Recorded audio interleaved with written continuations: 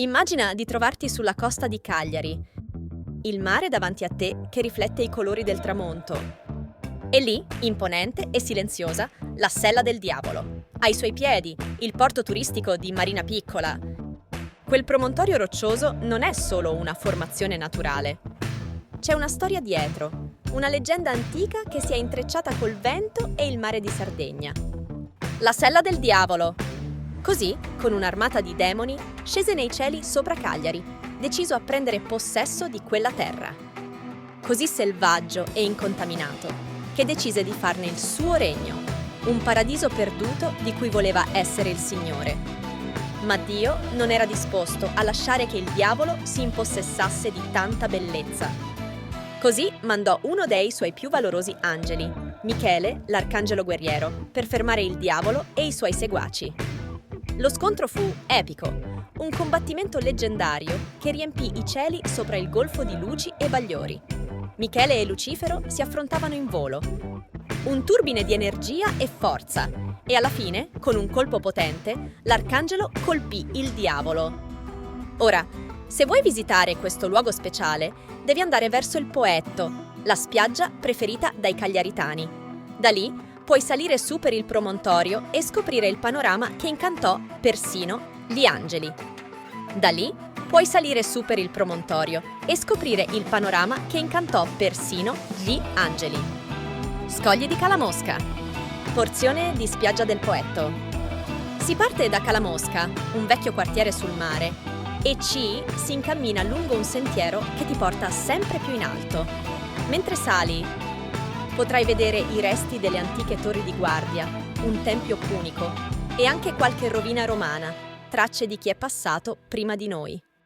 E chissà, magari il vento ti sussurrerà qualcosa di quella battaglia leggendaria, quando Michele e Lucifero si contesero il cielo e il mare, in una danza furiosa di luce e ombra, lasciando su queste rocce un'eco immortale. E così, quando arrivi in cima e ti fermi un attimo a guardare l'orizzonte, puoi quasi sentire l'eco di quel mito, di quel combattimento sospeso nel tempo. Il sole cala piano, tingendo il mare di arancione e rosso, mentre il vento porta con sé il profumo salato e qualche sussurro. In quel momento, sulla Sella del Diavolo, sembra che tutto si plachi, come se il cielo e la terra, il bene e il male, hanno trovato finalmente la loro pace. Ed è lì che capisci perché questo luogo, per secoli, ha ispirato storie e leggende. Non è solo roccia o mare, è un pezzetto di magia rimasto sulla terra. Un ricordo incastonato tra le onde, testimone silenzioso di un'isola che non smette mai di stupire chi ammira questo spettacolo.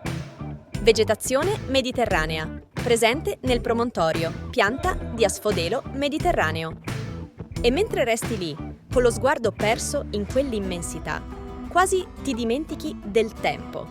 La Sella del Diavolo ha quel potere, riesce a farti sentire parte di qualcosa di più grande, come se fossi entrato in una storia che esiste da sempre e in cui ogni roccia e ogni alito di vento sembrano avere un segreto da svelare. Man mano che il cielo si fa scuro, le luci della città iniziano a brillare in lontananza e Cagliari si distende ai tuoi piedi, calma e protetta. Forse è proprio questo che i vecchi racconti vogliono trasmettere, anche nei luoghi battaglia più dalla storia, persino dove si raccontano scontri tra demoni e angeli, alla fine la bellezza e la pace riescono sempre a vincere.